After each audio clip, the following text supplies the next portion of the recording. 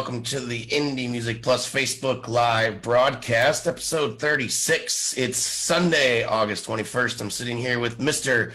VR Placement, David Werba. Thank you, Joe. How you doing, man? I know you want to talk about that, so. Yeah, man. We get it out. I can't skip what just happened in the green room. We have to talk about this.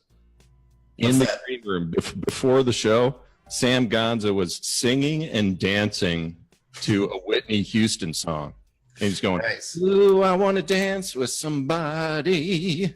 I want to just like that. It was that's so true. It was like, what a sight to see. I mean, I want to see him explode with laughter at some point, but that was close. So, but anyway, yeah, actually, Sam's going to drop the link in the chat. He's probably pissed at me right now, but yeah, the whole VR music placements, man, this whole project. We set up a new Facebook group, and it's live. I got a video right at the top. So Sam's going to drop that in the chat, and if he's not pissed. And or pissing. I think he just left. He just walked out of the room. No.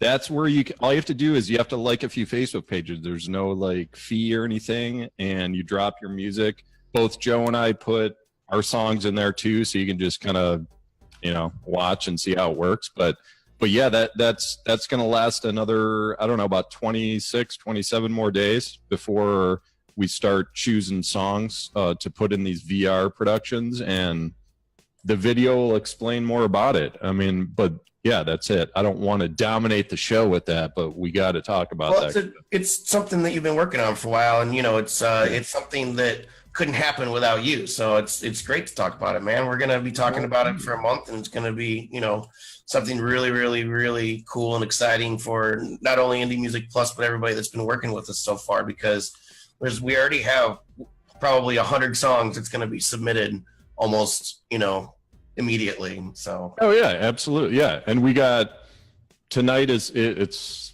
breaking ground again. Go ahead, Joe, and tell us what's new about tonight. Well, tonight we are having our very first featured artist on the show. We're going to have him up in a little bit. We're going to listen to a song first, though. This is a promotional campaign that we're working on this week for a guy named Ben P. And this is his song, Slow Me Down, on the Indie Music Plus Facebook Live broadcast, episode 36.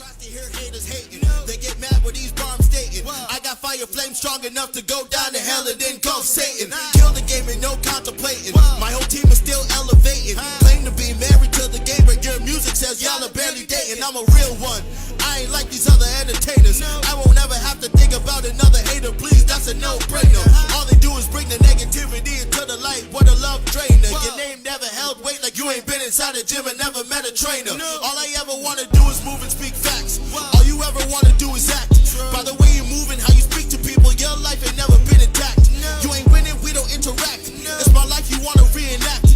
You and I are two different men. Nah, these opposites don't attract. I am a born sinner with a born skill. Summer days I have no chill, and careers do it at will.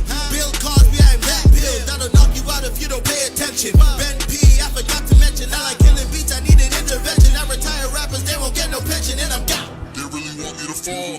They want to rob every moment. They want to take me down. I invite all my opponents. You can never kill what refuses to die. You cannot kill what refuses to die. Never die. You won't ever slow me down, oh. You won't ever slow me down, oh. You won't ever slow me down, oh. Can't slow me down, can't never slow me down, oh. Can't slow me down, can't never slow me down. Can't slow me down, can never slow me down. Can't slow me down, can never slow me down. Can't slow me down, can never slow me down. Can't slow me down, no. Lately I've been on a roll. I don't think no one can stop it. No. Hit after hit after hit. I challenge haters to top it. Boy, I still And that was Slow Me Down by Mr. Ben P. Like I said, we're helping him out promote that song this week. And, maybe, I think it was last week we started. So we're working on promoting that link. So go to his SoundCloud page, everybody, and check it out, like it, share it, comment on it, all that stuff. So I really like this guy, man. He's you look at his Facebook page, he looks pretty normal, but man, he really just like throws it out there. I like the hook too, the slow me down. I don't know if that was part of the production or something they did, but interesting progression in this song. When it started, it just felt like a poetry slam. Like you were at a poetry slam, Sure. Like, okay, interesting. And then I thought it was just going to be kind of like a slam with a drum beat behind it, which would have been okay actually, but then it actually started to match up. Like like the drums and the vocals became conscious of each other throughout the song. So I'm like, all right, okay. Now when there was a chorus, I'm like, okay. The lyrics, man, that they were funny. Like it was like I would encourage people to go listen back and listen to all the words, listen to what he's saying. It's pretty smart. It's pretty funny stuff. Totally. So production wise though, EQ issues. This is like a subwoofer buster, man. Like the way it's mixed. Like if you crank this up in your car, that would like break your subwoofer because the bass is so like it really cuts through, but it doesn't resonate. Like the kick drum, it's booming, but it doesn't resonate like with bass, and it's really punchy. And I don't know. I felt like I would like that to be a little smoother. Where the what I'm talking about, where the kick drum hits and then it just kind of resonates. Well, it's kind of overmastered. The whole track is sort of overmastered, as we've talked about before. So, okay. You think it's overmastered? A little bit. I think it's pretty hot. I mean, I can't tell what Rob's telling me to do. Sorry, Rob. Okay. So anyway, yeah, I just like the guy. I thought that the song really stuck out to me, so that's why I chose it for the podcast, pretty much. But as far as the EQ goes, what you're talking about, yeah, I noticed that. It's one of those things now in production where it's called the loudness war. Everybody's trying to get as loud as they possibly can without making things, distorted or whatever. But so I think that's where that's coming from. Also, I believe that it's probably a beat that he got from somebody that was already done. I think he just probably rapped over it. I'm not sure. I don't know for sure, but that's just my thought. Yeah, but it was cool. Like again, what jumped out to me was just really smart lyrics. I enjoyed listening, man. Yeah, definitely. So let's keep the show moving along. This is the exciting part of the evening right here. We get to have our very first featured artist live on our new Facebook Live broadcast. So this week, we actually had somebody who backed out for some odd reason. So this guy I decided to have on because we reviewed his song on the website not too long ago. And not only is it the most shared post on our site, because you have that little widget on the side there every night, the most shared posts for every 90 days. Not only is he the top shared post, but every time I get up in the morning and sign into our Twitter accounts, he's always one of the first, if not the first, tweets that I see promoting either the article on our website, which is awesome because that's kind of what we want, or just his music, or just tweeting in general. So, and he's got videos out there. He'll do like Twitter videos and stuff. So yeah. We talked a little in the green room before, and we're going to talk about it now, but it's just about being consistent, with what you're doing. So let's have B-Eazy come into the room, because you know how I am with pronouncing names of artists. I am so awesome at it that we've been saying it wrong the whole time, per usual. But so how you doing tonight, man? I'm doing all right. How you guys doing? Doing great. Welcome to the broadcast. Opportunity. Yeah, you bet, man. You bet. Welcome to the broadcast, and we're just gonna, pick your mind a little bit. We're gonna listen to one of your songs in a minute. So, so tell us about Eazy. Give us a little brief background, a little history, where you are now, what you're doing. Well, I'm from Chicago.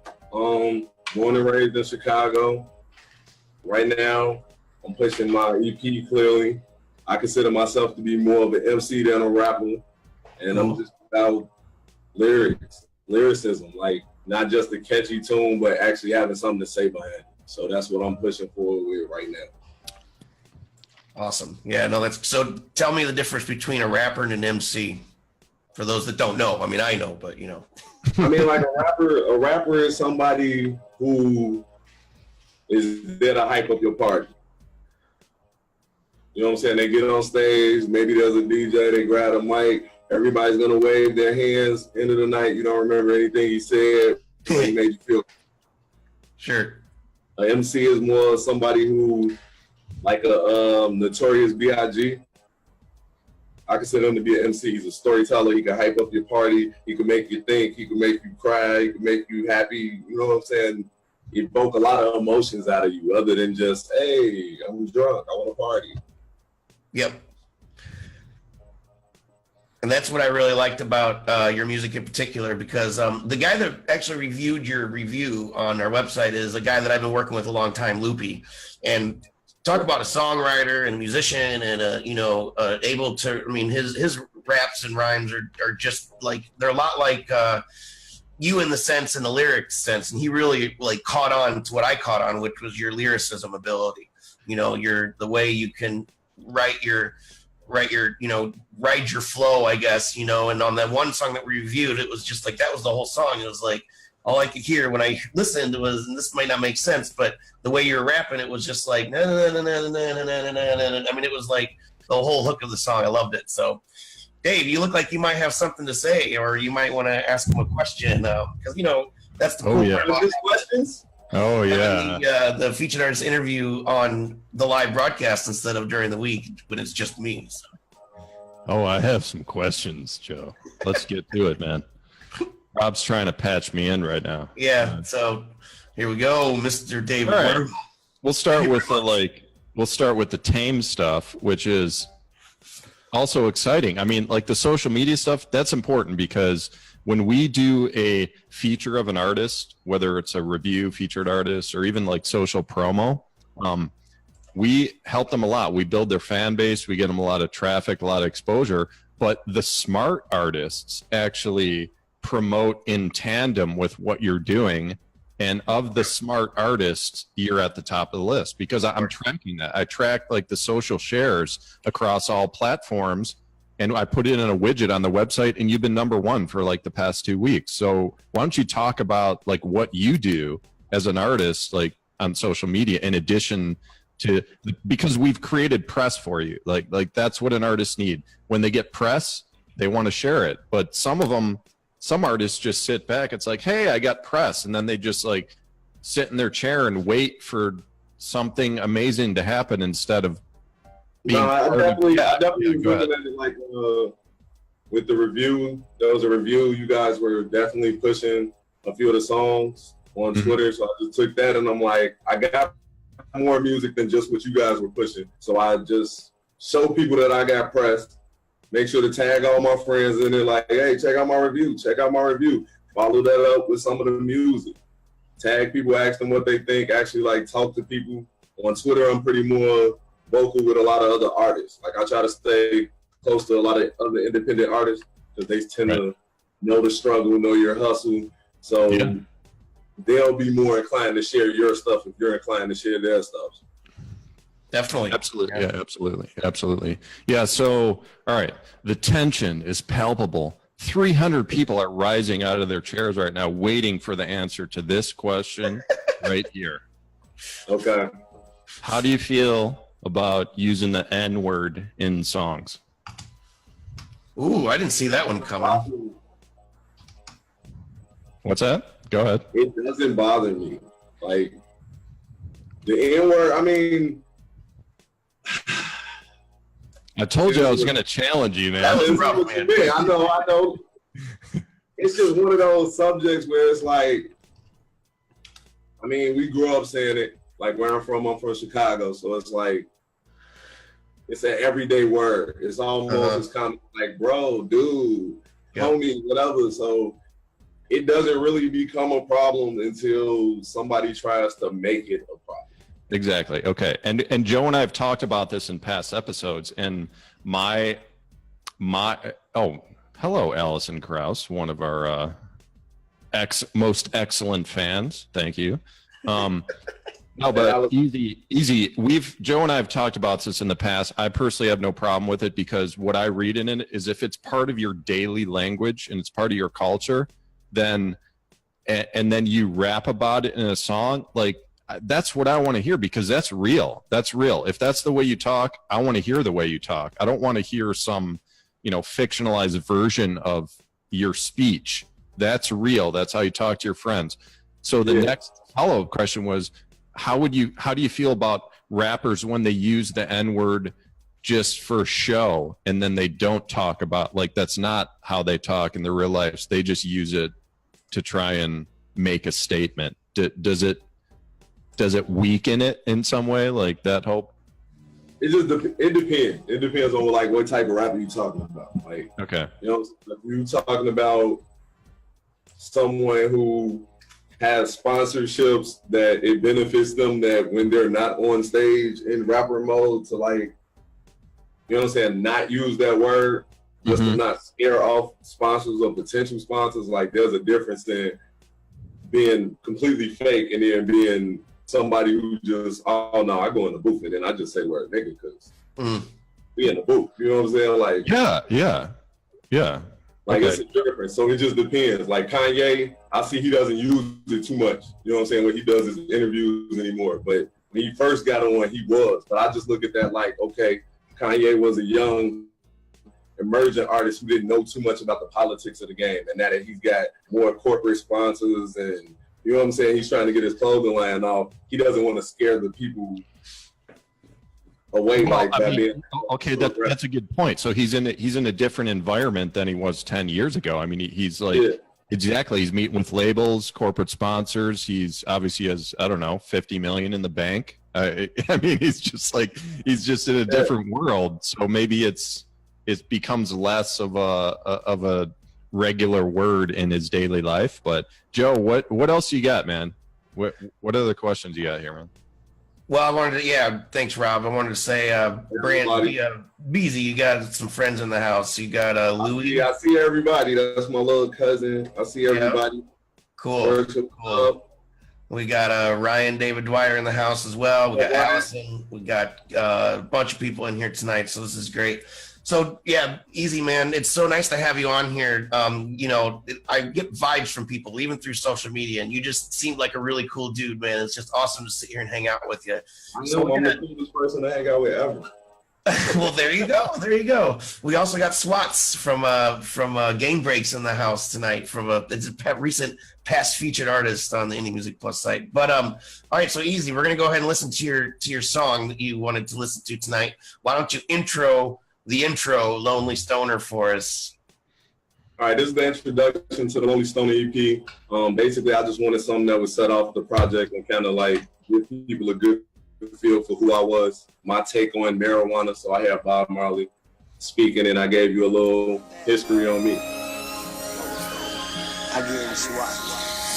Come and ride with a nigga for a minute. Foreign tenant, you wouldn't even know I'm in it. But I grew up on these corners that we been in. I remember summer nights being lit, sipping liquor on the porches with my niggas doing herb and the switcher trying to kick it. Flirting with the bitches. Fly guy looking perfect for the pictures that I'm ramming. Wasn't hurting my position cause the rhymes I was kicking had my niggas quoting verses like a scripture. Yelling young nigga preach. Still got the gun in the streets. Cause a nigga acting dumb in the streets. I'ma run up, put the gun in his teeth. Trigger bang bang. Woo woo. Gotta run from police. Nowadays I'm trading guns for the beat. And I'm ramming till I'm one with the beat. But I cannot say I'm done with the streets. If a nigga ever try me, I'ma have to murder him like I done to the beat.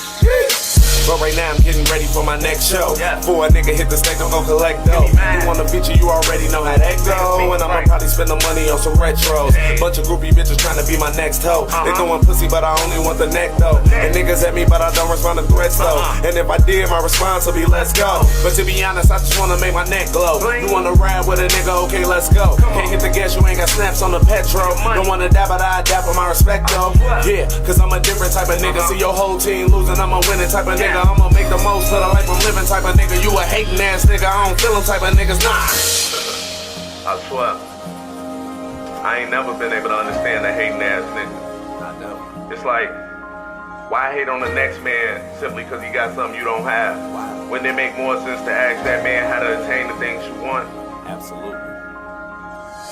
Getting high as I ride through the city. Passenger red bone, kinda pretty, and she swollen the ass, no stomach, nice size, and the titties J-Lo when she was riding with Diddy. It's ironic cause we ride with a semi and we tryna bring shine to the city, but we on the east side of the city where I used to sleep. Dabs in the city, no deal, you get 5 for the 50, try mine, then I'm firing the city. Damn, older And that's B-Eazy on the Indie Music Plus Facebook Live broadcast. This is episode 36. I'm JoJo Keys. Hey, Easy. So tell me about your production. What do you go into the studio and make beats, or do you have people that make beats with you or for you? I actually do not make beats at all. I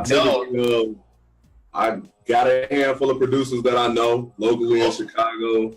Then I tend to look for new producers. So I search on Twitter, YouTube, people who pretty much are just promoting themselves, promoting their beats. If I feel the vibe and I'm inclined to write something to it, then I'll write something to it, reach out to them, and just take it from there.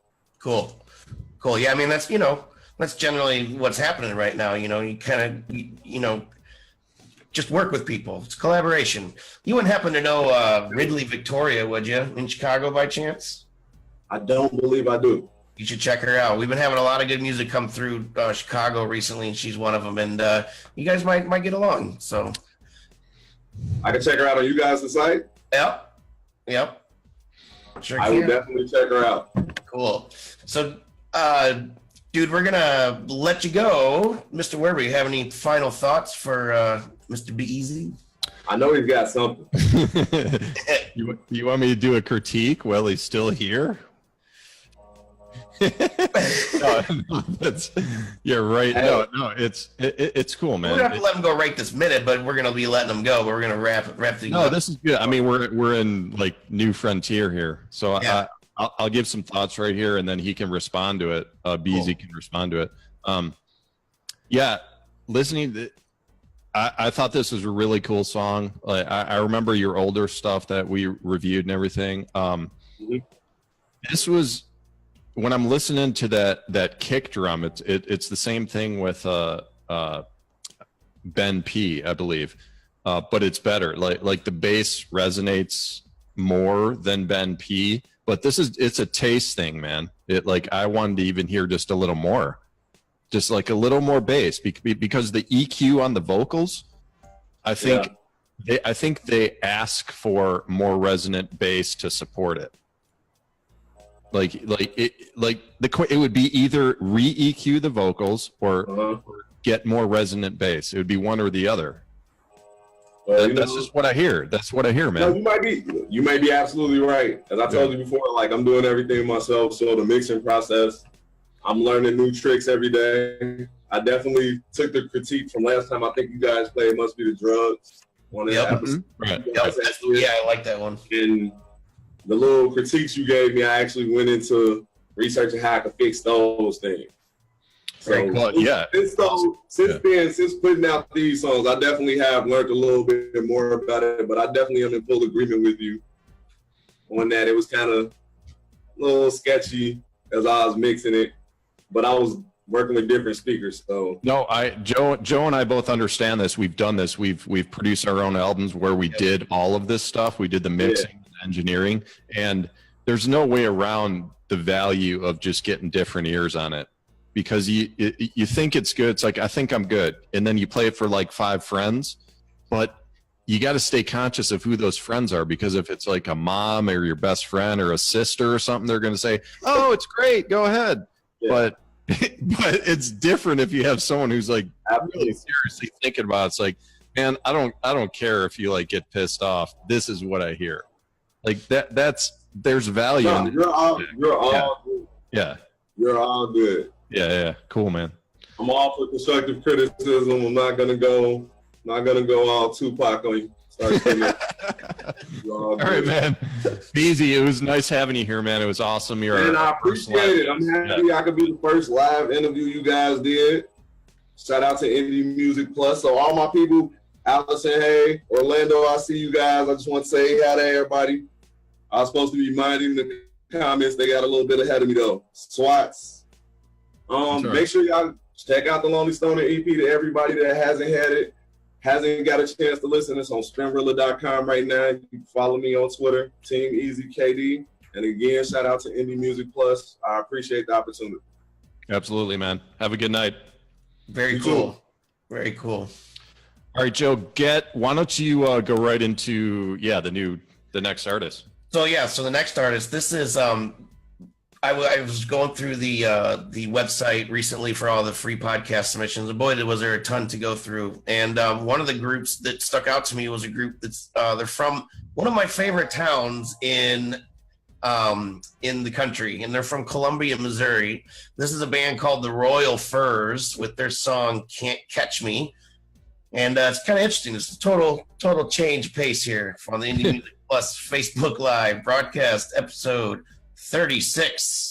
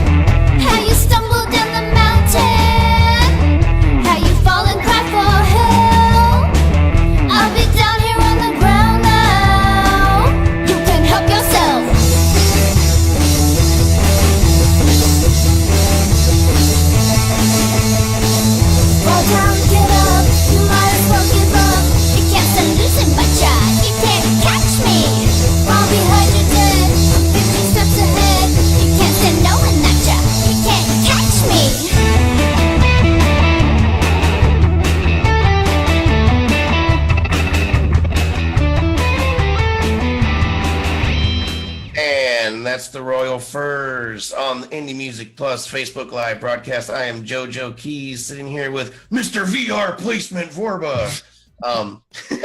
So this band is awesome because they're from a band, from a town that has a lot of good bands. One of my friends, one of my college roommates, lives in Columbia, Missouri, and I went there many, many times and have many, many good stories about that place. So this band, like I said, stuck out to me, and they're a perfect taste of what goes on in that town. It's a college town, so there's a lot of expression going on and stuff. They have a really cool club called the Blue Note. Just a lot of just good memories. So look for another band called the Mean Whales coming up from Columbia, Missouri as well on our site. So what'd you think, man? Love the name. I mean, Royal Furs. It's like psychedelic furs. I love the psychedelic furs too. Totally honest here, Joe. I'm just going to get right to it. You know what I love about them? I love their next album. I love their next album, man. It hasn't been created yet, but I really think their next album is going to be the one that, really gets attention for them. They sound like, they just sound young, and I'm not in age, just in terms of like playing together. Green. And I'm going to say something here, and if the guitarist is watching, don't freak out. Don't let your head explode with ego here, but I don't think the rest of the band is caught up to the skill of the guitarist. Sure. Because I really feel the guitar, like I hear his vision. I mean, like he's where he's where they should be, except like the drums they play a little timid in their music. The drums are kind of holding back. It's like hitting the snare, everything. They're just tapping. It's like boom, like rocket, man. Like the guitarist is already, he's like up here, and the rest of the band, they're still there. It's a fun song. I was thinking like Mickey, you're so fine. I was thinking in the beginning it was kind of that type of beat. Back like early 80s. I think the vocals are, it's, bubblegum pop, cutesy, female vocals, which is cool, but they're not fully developed yet. They just need to mature a little. So yeah, I don't mean to offend them, but I think their next album is where it's at, and I hope they take our feedback to heart. Yeah, well, like I said, they're it's a college town, and they seem green. There was not perfect timing in the song, that's for sure. But I like the raw punk feel. I've always liked that stuff, and that stuff's never perfect. It's all about the distortion and the angst and the message and whatever. So, but they have a cool image, and all that, and I liked it. It was a nice little refreshing jaunt for the week. So they have they have the foundation of an awesome image. I just think they're not quite there yet, but they're on the road, and if they stay conscious of their what we're saying, and I'm sure what other people may have said, they're going to do well, and they could do incredibly well if they stay conscious of that and kind of stay together. But anyway, yeah, we're beyond our 30-minute range, so we'll start wrapping things up. Yeah, let's start wrapping it up. Welcome. Yeah, just real quick, Jared from Mr. Ninth Floor Mannequin popped into the room. One of our favorites, and he was saying he got a total more punk rock ting ting vibe from it. So, okay, yeah, the ting tings, yeah. So we've had a lot of really cool people in the room tonight, man. This is awesome. This is just showing this Facebook live broadcast thing was the right move. We really want to thank Rob Hicks and Sam Gonzo from Enlightened Audio Visual. If anybody has a business or anything that's looking to do a live streaming show, these guys are the first ones that you want to look at, because they are definitely carving their own niche into the live streaming world, and I am extremely excited to be part of it. So, anything else you'd like to? No, if Sam, if you can drop that Facebook group link that I sent you earlier, that's where artists drop in their VR music placements that we were talking about earlier. So if you missed that, check out that group link. Rob, awesome job tonight. We're new horizons here, and also Live Media Guide at Live Media Guide. That's a new brand that's kind of been it's becoming like the new TV guide of live streaming, and we're kind of working with them and with co-branding type of stuff. So follow them as well. We'll put that in the show notes. We'll put the link to the pages in the show notes. But man, dude, awesome! This was awesome. Yeah. It was a great show. I loved having B-Eazy here, finally patching in a guest. Yep. This was cool, man. The show, we may extend the show a little longer as we get more involved and have more guests, maybe industry guests or something. But, for now, we're trying to keep it right around a half an hour. So we're going to wrap it all up. But thank you, Mr. B-Eazy, for joining us. All the regular people in the house. We have Jared, we got Ryan, we got Gail, we got Allison, we got everybody. We got a bunch of new people. We got Swats, we got Patrick, we got, I can't even read all the names. But thank you, everybody, for joining the Indie Music Plus Facebook Live broadcast. This has been episode 36. I'm sitting here with Mr. David Werbett, and I am JoJo Keys. Everybody, please have a wonderful week.